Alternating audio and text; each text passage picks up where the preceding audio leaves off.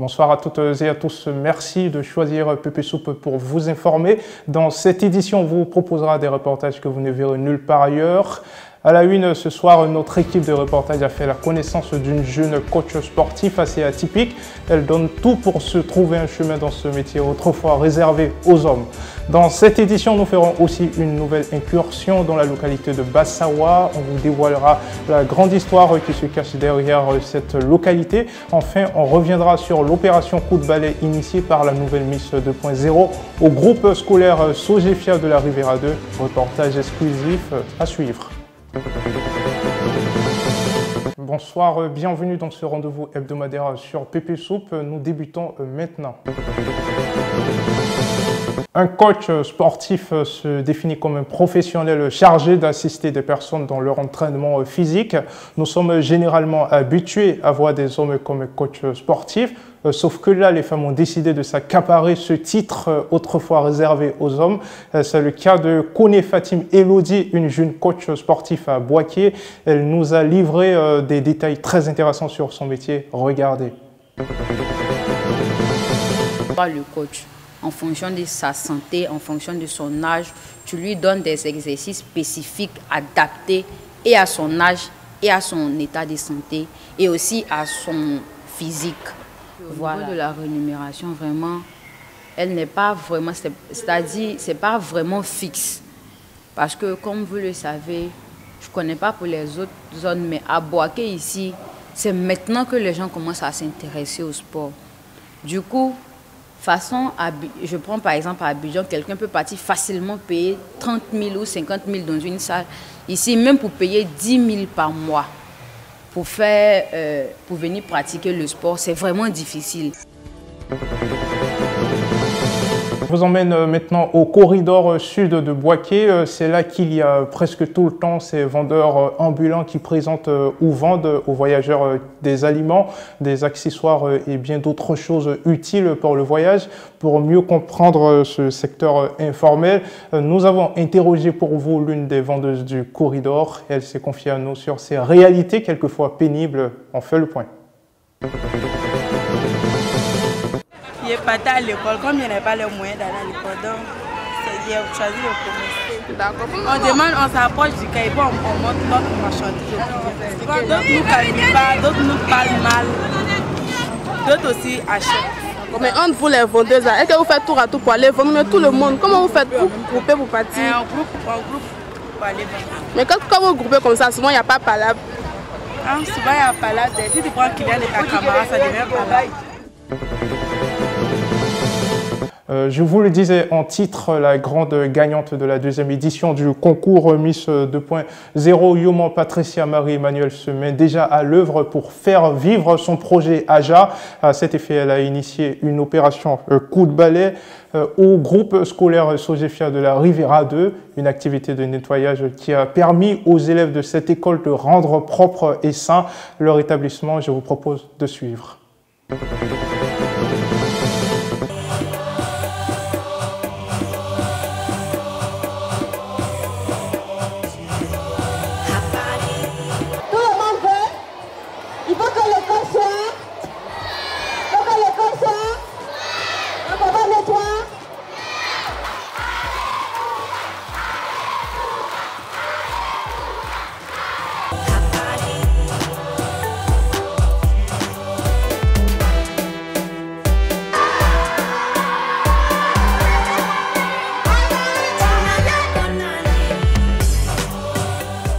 Très heureux de votre visite.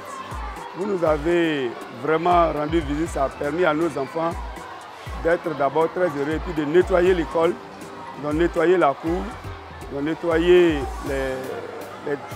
derrière les classes. Et vraiment, on est très heureux. Voilà. Maintenant, on souhaite que vous soyez là au moins une fois par mois ou bien par semaine, pourquoi pas, pour qu'on continue dans ce travail qu'on vient de commencer. Au revoir.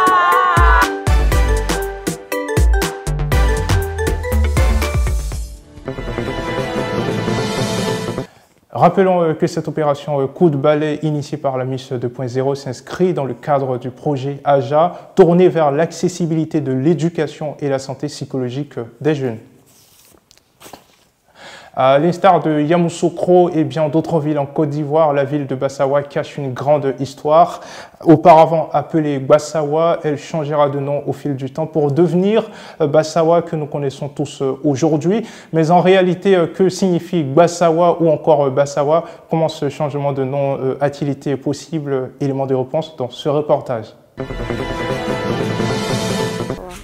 Bassawa, c'est 3 foyers, comme vous êtes arrivé la nuit, sinon les 3 foyers sont plantés sur la route là-bas. Donc c'est ça qu'on appelle Bassawa. C'est pas Bassawa, c'est blanc qui a fabriqué Bassawa, sinon c'est Bassawa. Ça signifie quoi? Est-ce qu'il y a une histoire derrière ça? Pourquoi Bassawa? Pourquoi pas Bafila? Bon, parce que foyer on ne place pas D. Toujours les foyers on place c'est 3. Voilà pourquoi c'est Bassawa. La population d'ici, on vient de Mandekaba. Tous les Djimini viennent de Mandekaba. Mais nous, on est Bandoro. Bassawa était à quelque part en Brousse là-bas. Après, c'est devenu Bassawa ici. Cher Piment, tentez de repartir avec 10 000 francs CFA en répondant correctement à la question suivante. Quel était l'ancien nom de Bassawa et que signifie Bassawa? Tentez votre chance. Nous avons fait la connaissance de Samassi Noura Myriam, une jeune étudiante qui envisage de devenir influenceuse cosplay, une pratique qui consiste à s'habiller à l'image des personnages de manga. Elle nous a partagé sa grande passion pour les mangas, ses dessins animés japonais. C'était dans PP News+. Alors je m'appelle Samassi Noura Myriam, mais la plupart du temps on m'appelle Noura tout simplement, ou Myrina, c'est un pseudo que je reçois de mes amis. Je suis étudiante en anglais à l'université et je suis une grande passionnée de culture asiatique, plus précisément de culture du Japon. Et depuis toujours, je regarde des animés. Ça me permet de m'évader tout simplement. D'accord. Et quels sont les animés que tu as déjà regardés? Ouf! Les animés que j'ai déjà regardés. Bon, regardez surtout. Regardez surtout, il y en a énormément. Énormément, plus d'une cinquantaine, peut-être une centaine. Déjà, il y a Naruto, la base. Dragon Ball Z, que je n'aime pas trop d'ailleurs, One Piece, Solo Leveling, Jujutsu Kaisen, SNK, Shingeki no Kyojin, Kimetsu no Yaiba, Ana Yori Dango, la liste est énorme.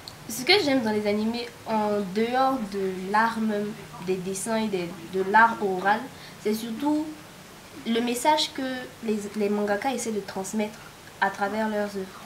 Chaque animé a sa propre idée, a sa propre histoire et chacun transmet un message vraiment fort. Par exemple, dans Fairy Tail, ça parle beaucoup de l'amitié. C'est d'ailleurs un peu trop amical. Et dans Naruto, c'est surtout la persévérance. C'est ça qui me plaît dans les animés. Dans Pépé Nouchi, nous avons abordé la question suivante. Est-ce que vous pouvez donner une bonne leçon à votre copine ou compagne si celle-ci vous manque de respect? Nous avons eu quelques réactions lors de notre micro-trottoir. C'est dans cet élément. Non, quelle que soit la femme, je ne peux pas la tégger. En vrai, c'est dire la vérité. Parce que moi, c'est vrai, le ghetto, c'est le ghetto, mais il faut savoir qu'une femme reste une femme.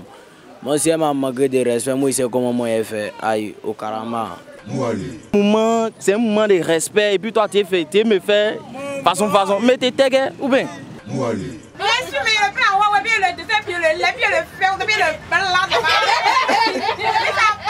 Ou bien? Tu connais là? Dans le Pépé Culte de cette semaine, nous avons reçu 3 hommes de Dieu, un prophète, un pasteur et un imam qui ont développé le thème sur les traditions. Nous sommes tentés de nous poser cette question, religion et tradition vont-ils de pair? Les hommes de Dieu tentent d'y répondre. Nous allons parler de la tradition. Dans les Écritures, Matthieu 15, au verset 2, pourquoi tes disciples transgressent-ils la tradition des anciens? Ici, ce sont les Juifs qui posent la question à Jésus-Christ de Nazareth parce que en Israël, le peuple de Dieu a développé une certaine tradition. un héritage qui leur a été donné par les pères, par les anciens.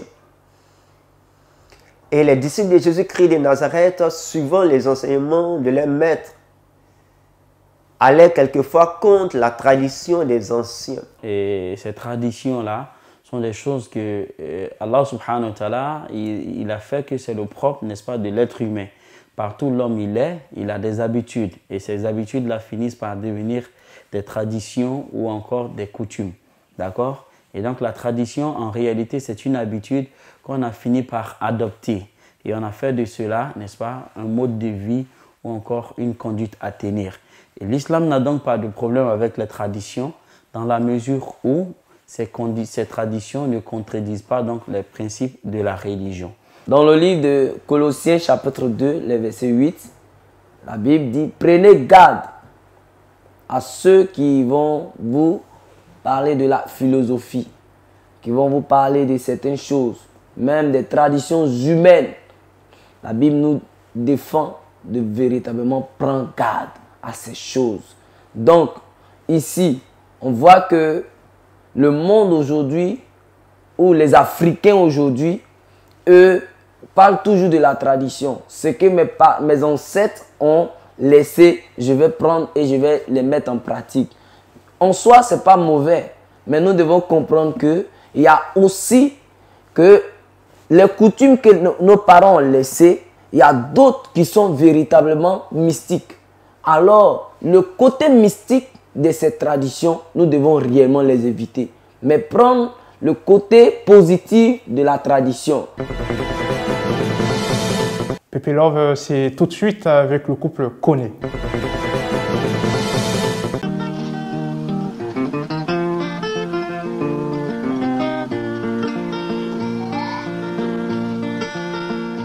Le mariage de Koné Ahmed et de Dao Barakissa.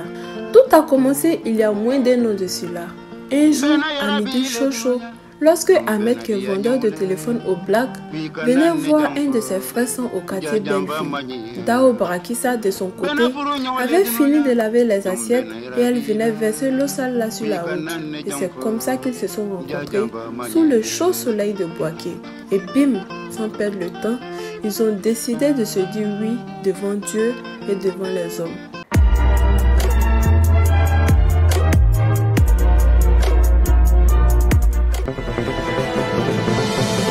Le rappel des titres avant de se quitter. Pepe Soup a fait la connaissance d'une jeune coach sportif assez atypique. Elle donne tout pour se trouver un chemin dans ce métier autrefois réservé aux hommes.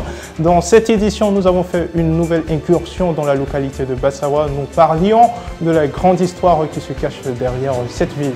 Enfin, nous sommes revenus sur l'opération Coup de balai initiée par la nouvelle Miss 2.0 au groupe scolaire Sojefia de la Rivera 2. C'est la fin de cette édition. Vous êtes de plus en plus nombreux à nous suivre. Merci de votre fidélité à Pepe Soup. Rendez-vous la semaine prochaine.